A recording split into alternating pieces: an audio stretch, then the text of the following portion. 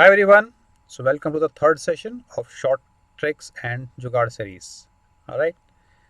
Okay. Now this is my brief introduction. Moving on, the big announcement again. We are having a CAT Mega Bootcamp on 14th and 15th of this month. So hardly 3 days are left. Right. As of now, I'm recording. Correct. So it is a 2 day workshop, 12 hours each day. Okay, so 24 hours workshop. It is a continuous workshop for both days. I mean 12 hours on first day and 12 hours on the second day. So all the top educators of our academy will be teaching you all the concepts of quant, VARC and LRDI. Correct, must attend session. Okay, सबको करना चाहिए because पूरा revision हो जाएगा, plus you will get good quality questions never seen before. Okay, so ये definitely करना है. Correct. And we have a mini test also after the bootcamp, 30-minute test. Okay, and there will be surprises for that, prizes. Correct. And obviously 16th को हमारा all India mock test होगा. Correct, 12 to 2 p.m. ये definitely करना है because many test takers will be there. Okay, so you will get the actual percentile kind of thing. Also you will get a chance of win prizes and scholarship worth 25 crores. Okay, and the test is followed by 6 hours analysis session. Okay, so 2 hours for each section. So 3 p.m. to 9 p.m. there will be analysis after the test. Okay, 3 दिन खूब मेहनत करेंगे basically. Correct, थोड़ा idea ही मिलेगा, practice हो जाएगी, सब कुछ पॉजिटिव पॉजिटिव रहेगा. राइट, चलिए, तो डेफिनेटली करना है, वर्कशॉप डेफिनेटली अटेंड करनी है एंड टेस्ट तो डेफिनेटली देना ही देना है. करेक्ट. ओके, स्टार्ट करते हैं आज का session. First question is of geometry from CAT 2020. ठीक है, एक बात क्लियर कर लो. देखो, हमने 2 सेशंस कर लिए हैं. Right, I got some feedback also. When we say jugaad, okay, specifically, so jugaad works for specific questions, but short tricks are universal and some of the jugaad are also universal, so need to be clear about that. Correct. So कैसे apply करना है, अब हर एक question में आपको different different logic मिलता है. Correct, हमने 6 क्वेश्चन अभी तक किए हैं, उसमें हर एक में आपने कुछ ना कुछ डिफरेंट किया था. करेक्ट. सो अभी पॉइंट इसलिए था कि we are taking actual CAT question, actual options. तो मैनिपुलेशन किसी भी तरह का नहीं है. आप ये नहीं बोल सकते हो कि मैंने ऑप्शन जानबूझ कैसे रखे हैं, because these are actual CAT options. Correct. Options कैसे हेल्प करते हैं कैट के अंदर, आपको वो समझना जरूरी है. पॉइंट वही है, जब आप सोचना शुरू करोगे इस एस्पेक्ट पे, अभी तक हम क्या है पढ़ते रहते हैं. लॉजिक क्लियर है? ठीक है. सी, 22 क्वेश्चन आते हैं, 20-21 तो आपको लॉजिक से ही करने हैं. ऐसा नहीं है कि लॉजिक कहीं चला गया, वो तो करना ही करना है ना. थ्योरी आपको आनी चाहिए, प्रैक्टिस करनी चाहिए, अदरवाइज तो कुछ नहीं कर पाओगे. बट एक भी क्वेश्चन अगर आपको मिल गया, 1 या 2 क्वेश्चन जिसमें आप टाइम सेव कर सको. करेक्ट, 3 मिनट उसमें लगते हैं, 3 या 4 मिनट लगते, बट अगर मैंने किसी जुगाड़ से उसको 30 सेकेंड में कर लिया, तो मैं एक क्वेश्चन एक्स्ट्रा कर सकता हूँ. और एक क्वेश्चन एक्स्ट्रा का मतलब है आपकी परसेंटाइल ड्रेस्टिकली इंप्रूव हो सकती है. करेक्ट, स्टार्टिंग के अंदर. ऑलराइट, परसेंटाइल ग्राफ के बात करेंगे. ओके, सो उस पॉइंट से सोचो. ऑलराइट, चलिए. मोस्टली जो जुगाड़ होते हैं या शॉर्ट ट्रिक्स होती हैं वो एल्जेब्रा और ज्योमेट्री में वर्क करती हैं, बट ऐसा नहीं है कि अर्थमेटिक में काम नहीं करेंगे. हमने लास्ट वीडियो में एक अर्थमेटिक का क्वेश्चन भी किया था. करेक्ट. ओके, आज भी करेंगे. वहाँ पर हम सोचते हैं कि क्वेश्चन को कितना जल्दी मेंटली सॉल्व कर सकते हैं. Right, if the concept is clear. Concept clear होना जरूरी है, उसमें तो कोई डाउट है ही नहीं. वो नहीं क्लियर होगा तो फिर आपको लिख के ही करना पड़ेगा, और कोई पॉइंट नहीं है. ठीक है, चलिए पहला क्वेश्चन करते हैं. इसको ट्राई करो आप वीडियो पॉज करके, and then look at the video again. Okay, C be a circle of radius 5 meters having center at O. तो आपके पास एक सर्कल है, इसका सेंटर है O, रेडियस आपको 5 दे रखी है. Let PQ be a chord of C such that it passes through point A and B, where A is 4 meters north of O and B is 3 meter east of O. Okay, तो एक cord ऐसे है, उसके and points A और B नहीं है, ये नहीं बोला उसने. एंड पॉइंट्स क्या है? पी और Q. On that we have 2 points A and B, जिसमें से ए नॉर्थ में होना चाहिए और बी ईस्ट में होना चाहिए. तो ऊपर 4 मुझे जाना है, ऑब्वियसली, क्योंकि रेडियस 5 मीटर है तो नीचे निकल जाएंगे, नीचे रह जाएंगे, और इधर 3 जाना है।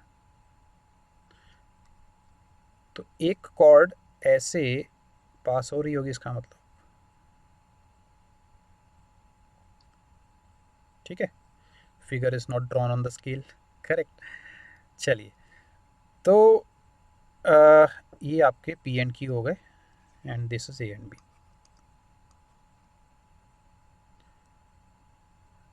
आपको निकालना क्या है, लेंथ ऑफ पी क्यू।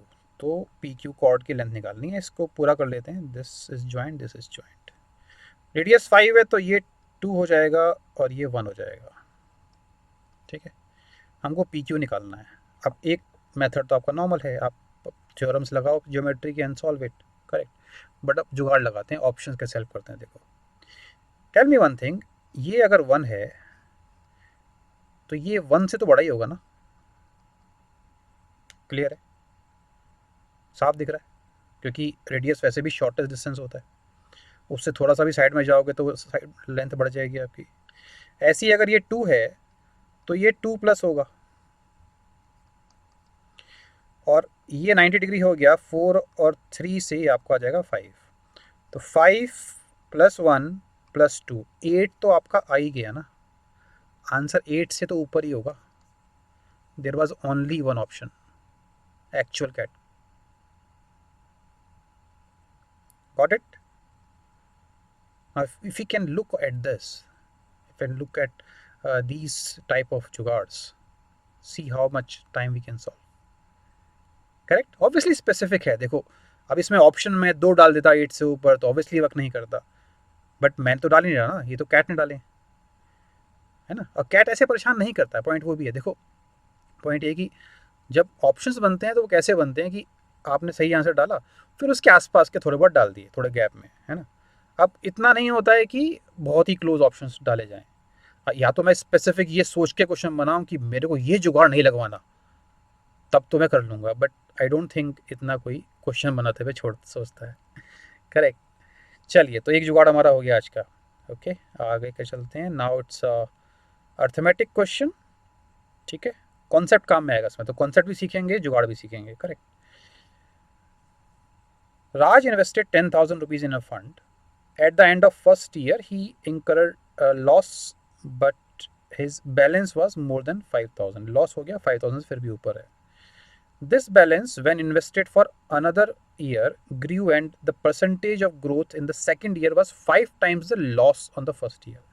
देखो पॉइंट क्या है कि फर्स्ट ईयर उसको कुछ लॉस हुआ, X% का लॉस हो गया, उसने फिर री इन्वेस्ट कर दिया जो भी अमाउंट था, है ना, कितना है मुझे नहीं पता, और इस बार 5 टाइम्स प्रॉफिट हुआ, सो 5x का प्रॉफिट हो गया, 5x%. If the gain of Raj from the initial investment over the 2-year period was 35%, overall उसको 35% का प्रॉफिट है। सक्सेसिव इंक्रीज का केस है ना, पहले एक नंबर को आपने x% डिक्रीज किया, फिर 5x% इंक्रीज कर दिया, और आपका इफेक्ट आ गया 35%, है ना। अब इसको हम लॉजिकली कैसे सॉल्व करते हैं, ये formula A B formula of successive increase decrease, उसमें आप फॉर्मूला लगाओगे a plus B plus A B by 100 is equal to 35, and you can solve it, correct. उसमें क्वाड्रेटिक बनेगी, उसको सॉल्व करना पड़ेगा। बट अगर हम लॉजिक पे बात करें थोड़ा सा, है ना, लॉजिक क्लियर होना ज़रूरी है, मैं पहले बता रहा हूँ। अगर मैं a% से इंक्रीज करता हूँ और फिर b% से इंक्रीज करता हूँ, so my overall growth rate a plus B से तो बड़ी ही होगी ना, करेक्ट। अगर मैं a% डिक्रीज करता हूँ एंड देन b% डिक्रीज करता हूँ, so my overall growth rate will be less than a plus B, right. और अगर a% से इंक्रीज किया एंड b% से डिक्रीज किया, जहाँ पर a बड़ा है b से, तो my overall growth rate will be less than a minus B. And when we say less than this, तो स्लाइटली लेस देन होता है। मैं इसको लॉजिकली समझा सकता हूँ, जब आप ऐसा करते हो तो आपका क्या आता है, a plus B plus A B by 100, तो आपको देखो a प्लस बी से बड़ा आ रहा है। यहाँ पर वैल्यू क्या आती है, minus A minus B plus A B by 100, effectively आपका minus of a plus B minus A B by 100 हो जाता है। ये छुप तो नहीं रहा होगा आपका वीडियो के साइड में, इधर लिख देता हूँ। A% इंक्रीज़ किया, B% इंक्रीज़ किया, तो आया A+B+AB/100, ठीक है। तो देखो इससे तो बड़ा आया है ना। अगर A% डिक्रीज़ करते, B% डिक्रीज़ करते, तो आता -A-B + AB/100, which is minus of A+B - AB/100, ठीक है। तो ये बात देखो, वैल्यू कम आ रही है, माइनस का मतलब डिक्रीज, राइट, तो उसमें तो टेंशन है नहीं, डिक्रीज तो होना ही होना है। और अगर A% इंक्रीज करते और B% डिक्रीज करते, तो होता ये A-B - AB/100, तो डेफिनेटली A-B से छोटा आ रहा है। ये कॉन्सेप्ट ध्यान रखो, ये बहुत काम में आता है आगे भी, ठीक है। अब सोचो x की वैल्यू क्या है कि मेरे को ओवरऑल इफेक्ट 35% मिले, तो मुझे ये बात तो क्लियर है ना कि 5x, अगर मैं इस पर ध्यान दूँ तो 5x - x तो मैं करूँगा ही करूँगा, उसमें से भी कुछ माइनस करूँगा, और वो 35 आ रहा है। तो x की वैल्यू, ये खुद ही 4x आ गया, तो x की वैल्यू 10 के आसपास तो होनी चाहिए ना, 10 से के आसपास रहेगी। अब ऑप्शन देखो, 5 हो नहीं सकता है ना, बिकॉज 5 लोगे तो 25 - 5 20 रह जाएगा, उससे कम 35 है नहीं। 15 अगर आप लेते तो 15 × 4 60, अभी 60 से थोड़ा सा कम होना चाहिए है ना, बहुत कम तो नहीं होना चाहिए। सो 35 तो बहुत कम है, इसलिए ये भी रूल्ड आउट है और ये भी रूल्ड आउट है। सो क्लियरली ऑप्शन ये था। क्लियर है ये? ओके।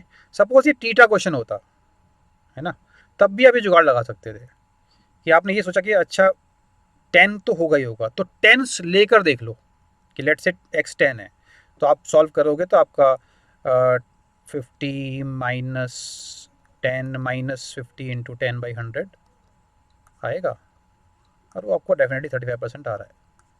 सपोज ये डिजायर्ड नंबर से कम आता, तो आंसर 10 से थोड़ा सा ऊपर होना चाहिए, है ना। और ऐसे केसेस में जो वैल्यूज होती हैं वो मतलब अजीब सी नहीं होंगी, मोस्ट प्रॉब्ली 5 का मल्टीपल तो होगा, है ना, अगर आपका फाइनल आंसर इंटीजर आ रहा है तो।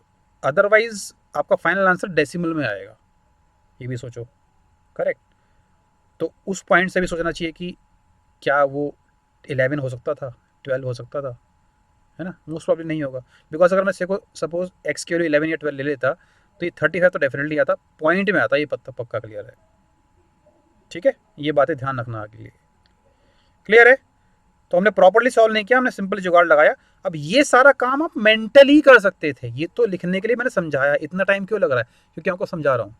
बट अगर आप मेंटली सोचते तो आपको ये काम क्वेश्चन सॉल्व हो सकता है मेंटली, है ना। आपको बस सोचना है कि अच्छा x डिक्रीज किया, 5x इंक्रीज किया, तो 5x - x 4x से तो कम आएगा। अब x की वैल्यू 10 रखेंगे तो 40 से कम आएगा, 35 कम है उससे, should be my answer, getting it. चलिए थर्ड क्वेश्चन करते हैं।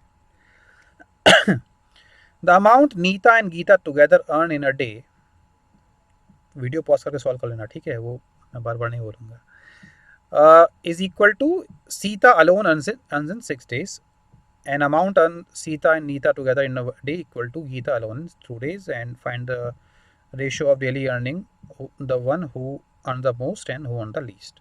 अब इसको नॉर्मली इक्वेशन बना के करते हो आप लोग, है ना, बट हम इसको शॉर्टेस्ट अप्रोच में without writing much we will solve it, ठीक है। एक बात सोचो, नीता और गीता जितना कमाती हैं एक दिन में, सीता अकेला 6 डेज में कमाती है। तो सीता अगर x रुपये कमा रही है, तो 6 दिन में वो 6x कमाएगी, और उतना x रुपीज़ ये एक दिन में कमा लेते हैं,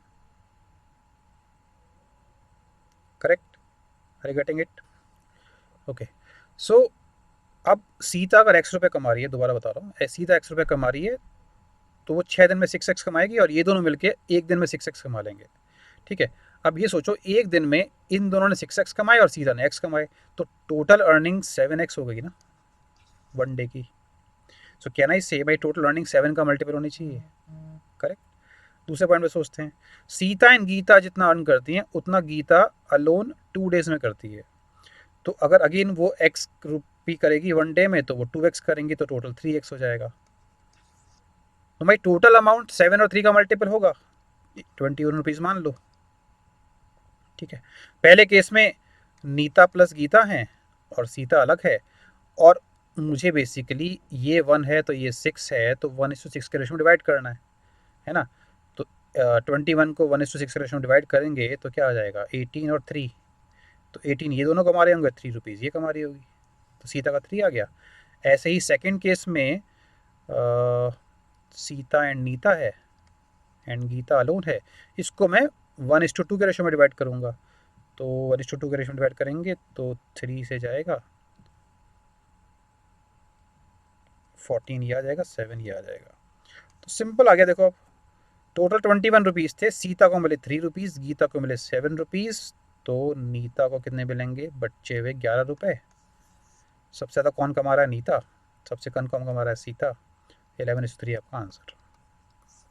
बिना इक्वेशन फॉर्म किए ये क्वेश्चन आप कर सकते हो, just thinking on the multiple things. ठीक है, 7 का मल्टीपल, 3 का मल्टीपल, 21 का मल्टीपल होगा, that will be answer, that will solve my answer. Clear है। चलिए 3 क्वेश्चन हमने किए, नेक्स्ट वीडियो में 3 क्वेश्चन और करेंगे, फिर कुछ और जुगाड़ लगा के, कुछ और ट्रिक्स लगा के। Alright, thank you very much, see you again, bye bye.